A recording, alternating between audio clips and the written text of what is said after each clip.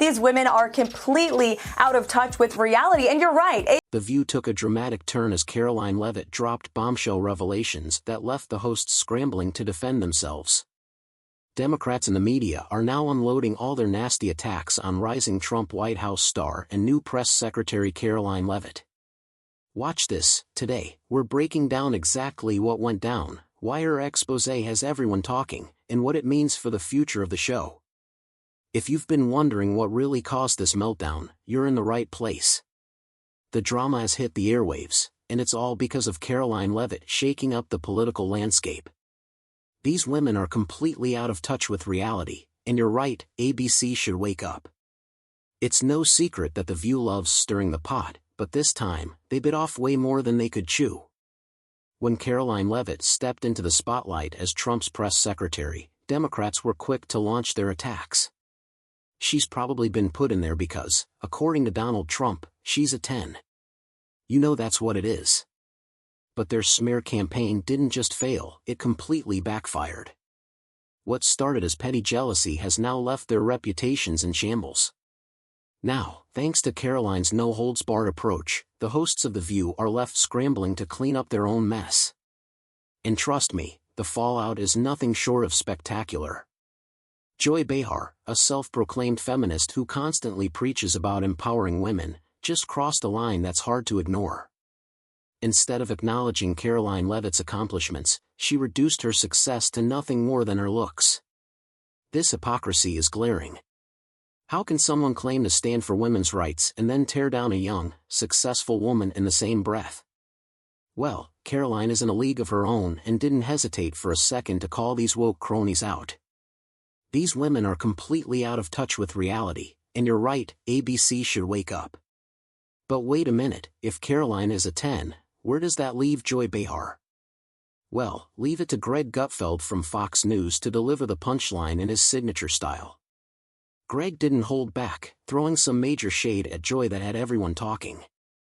And let's just say his commentary didn't do Joy any favors. Honestly, the internet hasn't stopped laughing since. Joy Behar calls her a 10? I mean, how dare she objectify a woman with a sexist rating system? But it's such a typical thing from a 1.5. Karoline didn't just stop at Joy Behar, she had some choice words for the Democratic propaganda machine too. She made it crystal clear that they have two options, either ride the Trump wave or be forgotten. Because once Trump is done with them, they won't have any scandals or media-driven distractions to keep them in the spotlight. Without their usual propaganda machine spinning narratives, their so-called relevance is on borrowed time. The Democrats can either get on board, or they can prepare to lose another election, just like they did on November 5th. And judging by the stunned silence on The View, they felt every bit of that reality check. It's as clear as day to anyone with eyes, The View panel is just jealous that someone younger, sharper, and actually deserving of the spotlight is outshining them. After Joy Behar's crude remarks, Whoopi Goldberg swooped in, trying to spin another narrative that had Americans reeling. She went full mother hen mode, attempting to scold Karoline for what she called a lack of tolerance for weakness. Because she said something yesterday that really pissed me off, and that was, there will be no wokeness here. Oh yeah? Let me explain something to you. Because without that wokeness, you might not have that job. Whoopi wasn't preaching wisdom, she was just scrambling to control the damage. And Karoline? She wasn't having any of it. In a now viral clip, Whoopi tried to blur the lines between civil rights and wokeness, acting like they're one and the same. But Karoline wasn't fooled for a second. She called out Whoopi's flawed logic with brutal precision, making it painfully obvious that Whoopi either doesn't know the difference or is deliberately misleading her audience. Judging by Whoopi's reaction, she felt that burn. Women were not invited to that table. Women were not invited to many tables in this nation. The reason we fought and busted our behinds was to make sure that you didn't have to worry about this, and now, to hear you talk about it and to hear anybody talk about the wokeness was put in place for a reason. If Whoopi is such a fierce supporter of women's rights, then why didn't she call out Joy Behar for reducing Karoline's success just to her looks? Maybe because her so-called moral compass only points left. Instead of holding her co-host accountable, Whoopi took the opportunity to attack Karoline right after the 27-year-old dared to use her first White House press conference to call out the legacy media for losing the trust of everyday Americans.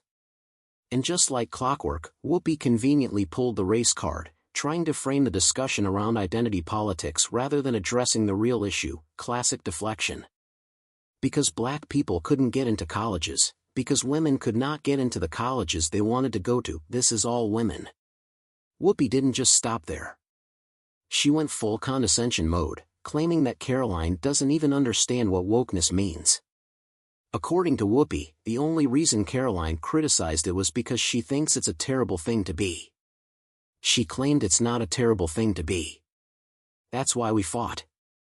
That's what we're fighting for, so that you could stand at that podium, so that Karine Jean-Pierre could stand at that podium, so women of all colors and ilk, wherever they came from, whatever their belief system was, they had the opportunity to bust down that door.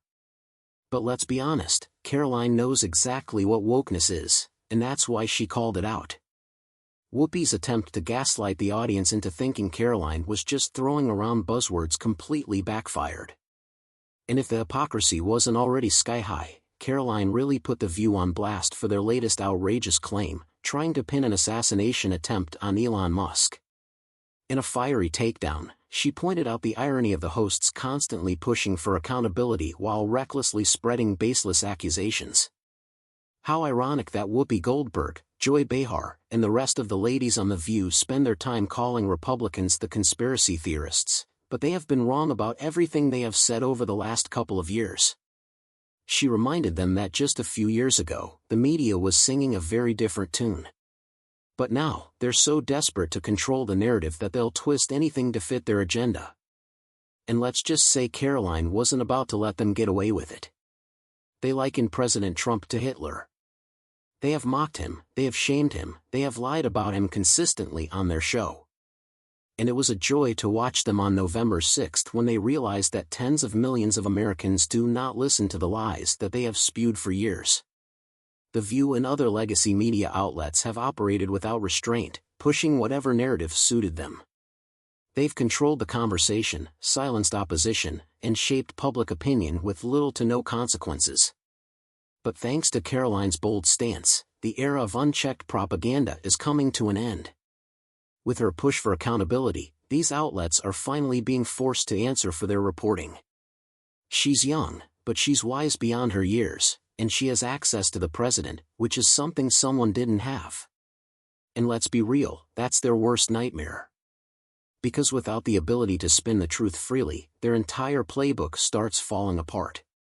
Karoline Leavitt just flipped the script on legacy media, and The View is absolutely losing it. She announced a game-changing shakeup in the White House press pool, introducing a new media section to hold traditional outlets accountable for their years of biased reporting and outright misinformation about President Trump. Your reporting is wrong or there's misinformation about this White House, Leavitt said. For decades, the Associated Press and the White House Correspondents Association have controlled the room, dictating who gets to ask questions and what narratives get pushed. But not anymore. Karoline made it crystal clear, these legacy media outlets won't get to run the show unchecked. Instead, 2 front-row seats, once reserved for White House staff, will now go to new media voices who actually question the establishment. And if that wasn't enough to send The View into a meltdown, she also restored press passes for 440 journalists who were wrongfully revoked under Biden's administration.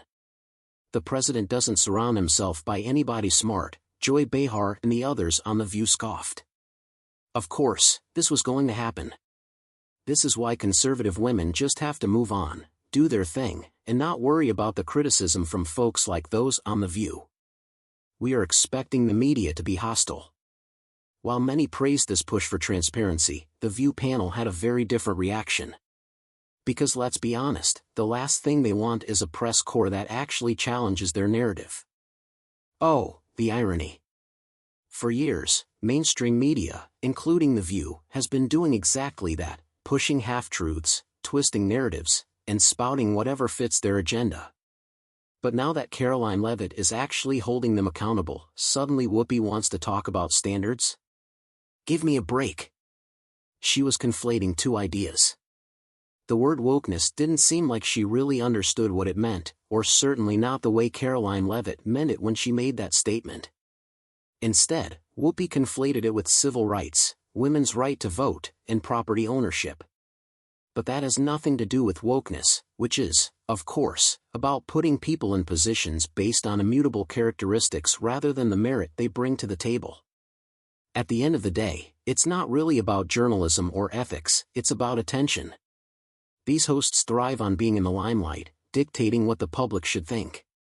And the fact that millions of Americans are now ditching traditional media for alternative sources?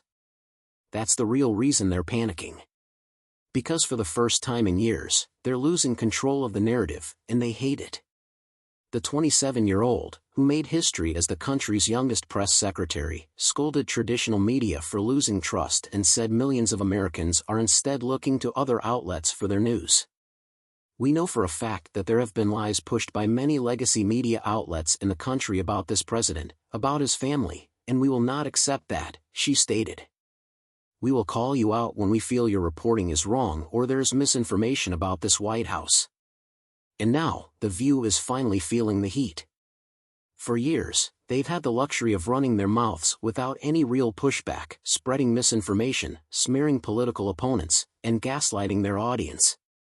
But those days are now officially over. Because now, they have someone keeping them in check. And that someone is none other than Karoline Leavitt, the history-making press secretary who just put the entire legacy media on notice. And let's not forget who Karoline replaced, Karine Jean-Pierre, who made sure to remind everyone at every opportunity that she was the first black immigrant woman to hold the role, as if identity alone qualifies someone for the job. But competence speaks louder than labels, and Karoline Leavitt has proven that real leadership isn't about ticking diversity boxes, it's about holding power accountable and speaking for the American people. Even Jen Psaki, who came before Jean-Pierre, wasn't a fan of The View's echo chamber strategy, calling it diminishing. And yet, The View continues to play the identity card over and over, hoping no one notices how hollow their arguments really are. But Karoline? She's not playing that game. She's here to do the job, and do it well. For years, legacy media has controlled the narrative, twisting facts to fit their agenda. But now, Karoline is shutting it down in real time. And the best part? The more they try to fight back, the more they prove her point. In a final blow, Karoline dropped the ultimate truth bomb. The View has been so wrapped up in catering to the left that now they're completely lost, and the Democrats are in complete disarray because they have become a globalist party that likes to spend taxpayer dollars on useless priorities just to cater to the left's demands here at home. For years, they've been nothing more than a mouthpiece for the Democratic agenda, blindly echoing whatever narrative they were handed. But now, with Karoline calling the shots and holding the media accountable, they don't know what to do with themselves. They've spent so long pushing the left's demands that the moment someone challenges them, they crumble, and Karoline? She's loving every second of it. And just like that, The View has been completely exposed, their hypocrisy, their bias, and their desperation to hold on to relevance. Karoline Leavitt didn't just call them out, she forced them to face their own downfall in real time. The vast majority of Americans want the people in Washington to be good stewards of their tax dollars. They don't agree with these radical priorities of the left, and so that's why the president is going to continue to do this. The Democrats can either get on board, or they can prepare to lose another election. But this is just the beginning. With a shifting media landscape, legacy outlets like The View are scrambling to control the narrative, and failing miserably. So the question is, how much longer can they keep up the charade? What do you think? Are we witnessing the end of mainstream media dominance, or will they find a way to weasel their way back into power? Let me know in the comments. And if you want more hard-hitting breakdowns like this, make sure to like, subscribe, and hit that notification bell, because trust me, this fight is far from over.